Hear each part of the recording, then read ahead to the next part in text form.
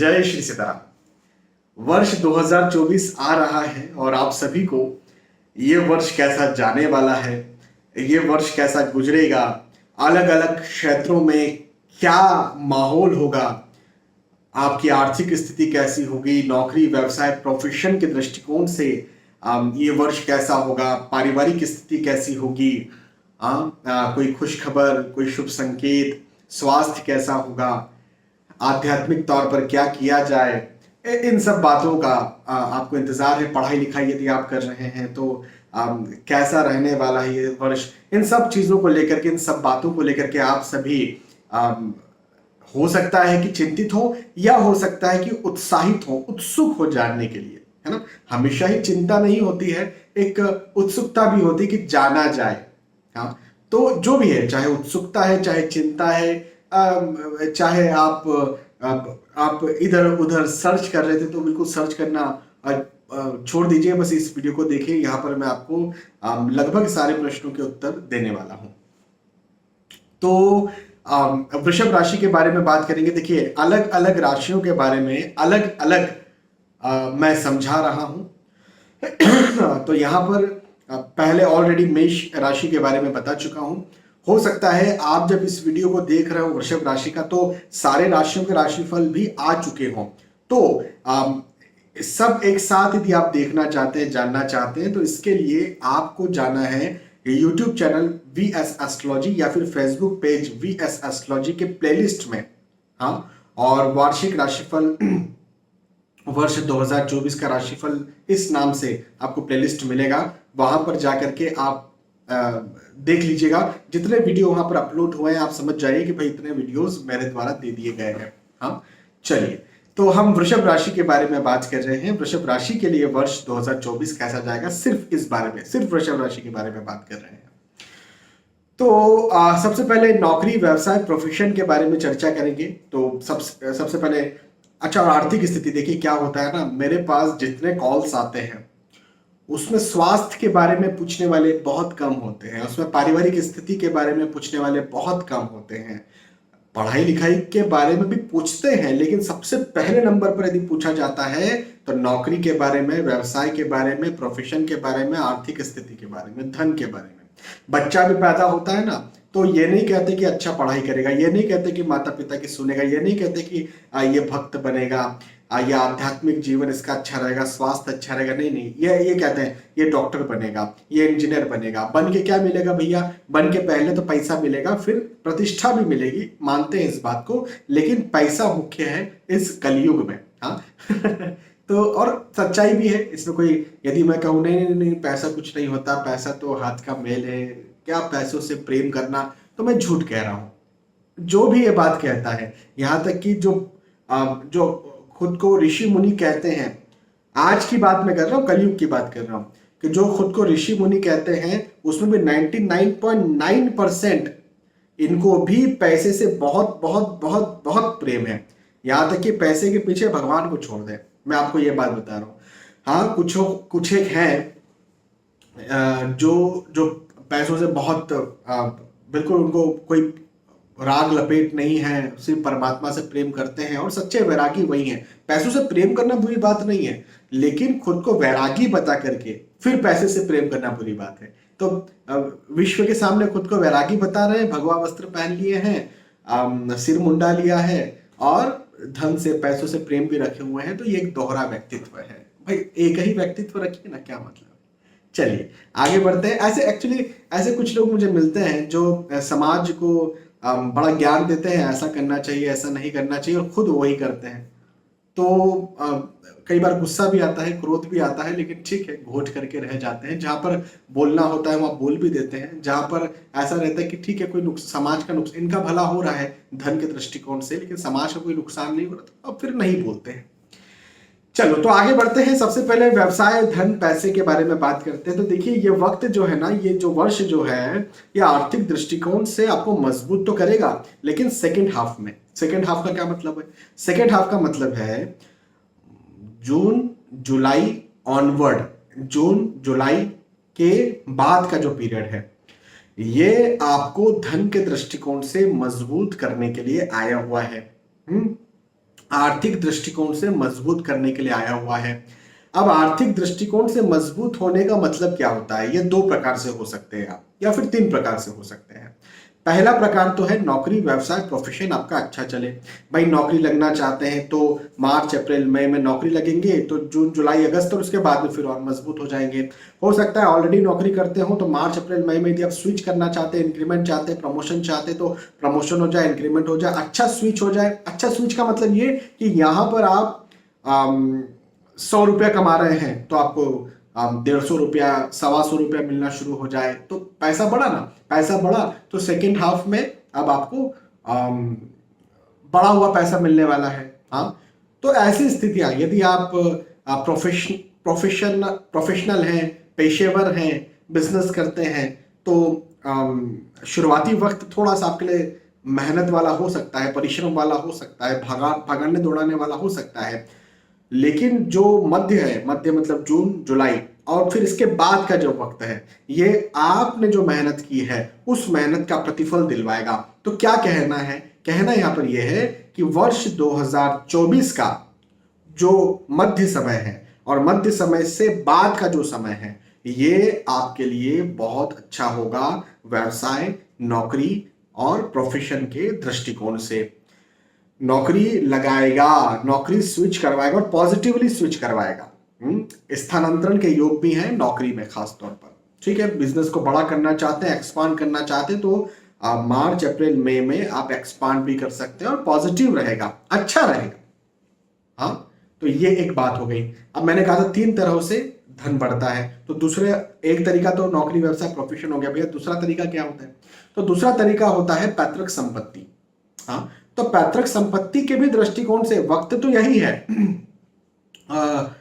जो अगस्त सितंबर अक्टूबर ये वाला जो पीरियड है, ये हो सकता है यदि आप पैतृक संपत्ति के इच्छुक हैं, पैतृक संपत्ति के हकदार हैं या लंबे समय से फाइट कर रहे थे इसके लिए, तो ये आपको इस पीरियड में मिल जाए। हाँ, सेकेंड हाफ में। और यदि आप फाइट कर रहे थे तो भी मिल जाए, फाइट नहीं कर रहे थे तो भी आपको आसानी के साथ मिल जाए। तो ये वक्त है वर्ष 2024 का सेकेंड हाफ आपको पैतृक संपत्ति भी दिलवा सकता है। 2 तरीके हो गए धन पाने के। तीसरा तरीका क्या होता है?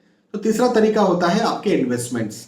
आप पैसा कहाँ लगा रहे हो और वहां से पैसा कितना बढ़ रहा है, क्योंकि देखो इन्वेस्टमेंट नहीं होगा ना तो आपके पास धन बढ़ने वाला नहीं है।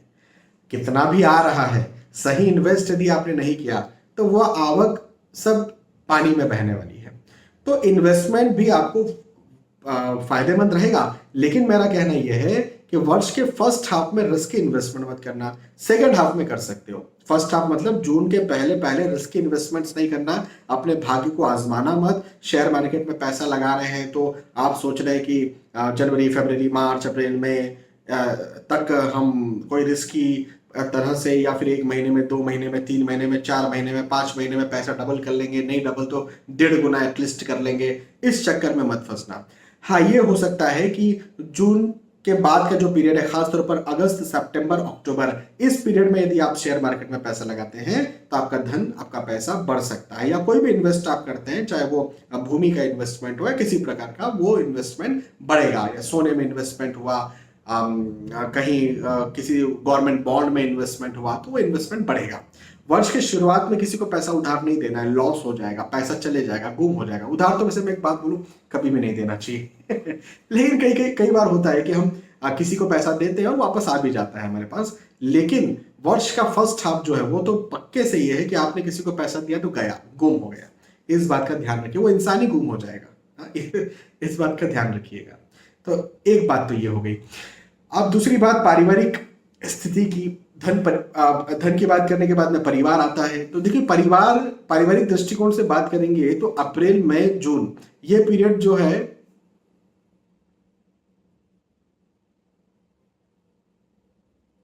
ठीक है, ये पीरियड जो है आपकी पारिवारिक स्थिति को और ज्यादा बेहतर करेगा। मिलने जुलने के योग दिखते हैं, मतलब पुराने लोग जिनसे दूरी हो गई थी, है ना, उनसे आपका मिलना हो। अब मांगलिक प्रसंग हो, मांगलिक कार्यक्रम हो, तो ऐसे योग भी दिखते हैं। यदि आप खुद विवाह के इच्छुक है तो विवाह इस बीच में तय हो जाए।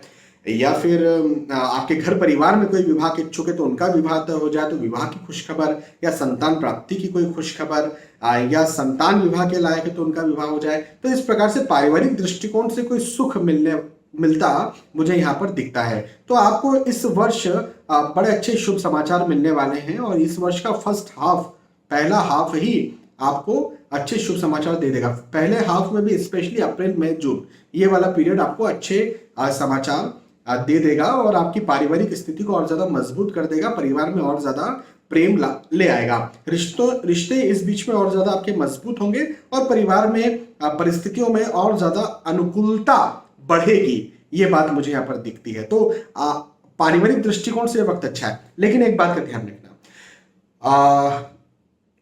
अगस्त, सितंबर, अक्टूबर ये वाला जो पीरियड है वर्ष 2024 का, इसमें मतभेद हो सकते हैं, आर्गुमेंट्स हो सकते हैं, अलगाव हो सकते हैं, सेपरेसी हो सकती है। इस बीच में कोई डिसीजन आपको नहीं लेना चाहिए। इस बीच में आप पारिवारिक दृष्टिकोण से यदि कोई डिसीजन ले रहे हैं, या फिर कोई बात चल रही परिवार में तो आप विरोध कर रहे हैं, तो आपको थोड़ा सोच समझ करके करना चाहिए। विवाद की स्थितियां बनती हुई नजर आती है। हाँ, चलिए, तो ये एक बात हुई। अच्छा, पारिवारिक स्थिति की बात हुई। स्वास्थ्य, मैं हमेशा स्वास्थ्य को सबसे पहले नंबर पर रखता हूँ, लेकिन जितने कॉल्स मेरे पास आते हैं उसमें ये मैंने पाया है कि सबसे पहले नंबर पर धन रखा जाता है। तो इस वजह से अब मैं वीडियो आपके लिए बना रहा हूँ, मेरे लिए तो बना नहीं रहा, इसलिए पहले मैंने धन की बात की, फिर परिवार की बात की, नौकरी व्यवसाय की बात कर ली, और फिर अब हम स्वास्थ्य पर आते हैं। तो स्वास्थ्य के दृष्टिकोण से देखिए, ये समय, ये वर्ष जो है आपकी पेट की समस्याओं को बढ़ाएगा। हाँ जी, पेट की समस्याएं बढ़ेंगी, हाई ब्लड प्रेशर आपका बढ़ सकता है। हाँ, थोड़ा सा कटु वचन भी आप बोले तो मैंने कहा था ना कि इस वर्ष के जो अक्टूबर नवंबर वाला जो पीरियड है, अगस्त वाला जो पीरियड है, इसमें सितंबर वाला जो पीरियड है, इसमें आपके मतभेद होंगे घर परिवार में। तो देखिए, उस वक्त ब्लड प्रेशर का बढ़ना या फिर एंजाइटी का बढ़ना भी मुझे दिखता है। अब परिवार में मतभेद हो, आर्ग्यूमेंट्स हो, तो एंजाइटी, ब्लड प्रेशर बढ़ता है, ये स्वाभाविक है, ये बोलने की बात नहीं है। तो जरा इस बात का आप ध्यान रखें। अच्छा, पेट की समस्याएं भी बढ़ सकती हैं, खासतौर पर जुलाई अगस्त में ज्यादा दिखती है, और मई जून में ज्यादा दिखती है। तो इस बीच में अपनी पेट का जरूर से ध्यान रखें। खासतौर पर यदि आप गर्भवती महिला है तो मई जून और जुलाई अगस्त में जरूर से अपना ध्यान रखें, ये मैं आपसे जरूर कहूंगा। और एक बात, एक कॉमन बात है, हर किसी के लिए कहना चाहता हूं कि बड़ी बीमारी है, डायबिटीज, थायराइड, हाइपरटेंशन, बड़ी बड़ी जो बीमारियां यदि कहीं आपको है, तब तो अपनी बिल्कुल, ये जो मैंने 2-2 महीने, शुरुआत के 2 महीने लास्ट के बताए हैं, इसमें जरूर से आपको ध्यान रखना है, अपने स्वास्थ्य का जरूर ध्यान रखना है, नहीं तो आप परेशानी में आ सकते हैं। ठीक है, चलिए, पढ़ाई लिखाई की बात करते हैं। देखिए, पढ़ाई लिखाई के दृष्टिकोण से अप्रैल मई जून में आपका भाग्य बहुत साथ देने वाला है। इस बीच में यदि कहीं एग्जाम है आपकी, तो ये आपको बिल्कुल उत्तीर्ण करवा देगी, और आपको प्रतिफल, पॉजिटिव रिजल्ट्स दिलवा देगी, बिल्कुल है। इस बीच में कहीं इंटरव्यू दे रहे हैं तो आपकी नौकरी लगने के योग भी, अब मैंने शुरुआत नौकरी के वक्त तो मैंने कह ही दिया था कि इस बीच में नौकरी लगने के योग है। कई बच्चे ऐसे हैं, स्टूडेंट्स ऐसे हैं जिन्होंने नौकरी नहीं की, आप पढ़ाई कर रहे हैं, उसके लिए तैयारी कर रहे हैं, और आप पढ़ाई करके, तैयारी करके, एग्जाम दे करके आप इंटरव्यू दे रहे हैं और नौकरी लग रहे हैं। तो अभी तो स्टूडेंट ही है ना, नौकरी नहीं लगे, तो जो स्टूडेंट्स हैं उनके लिए भी ये पीरियड बहुत अच्छा है। एग्जाम दे रहे हैं तो उसका रिजल्ट भी बहुत अच्छा आएगा। हालांकि सेकंड हाफ आपको मेहनत ज्यादा करवाएगा, फर्स्ट हाफ आपको उत्तीर्ण करवाएगा। आप जो पढ़ाई लिखाई के लिए मेहनत कर रहे हैं उसका प्रतिफल बिल्कुल पूरी तरह से दे देगा। तो फर्स्ट हाफ पढ़ाई लिखाई के दृष्टिकोण से ज्यादा अच्छा मुझे स्टूडेंट्स के लिए दिखता है। ठीक है,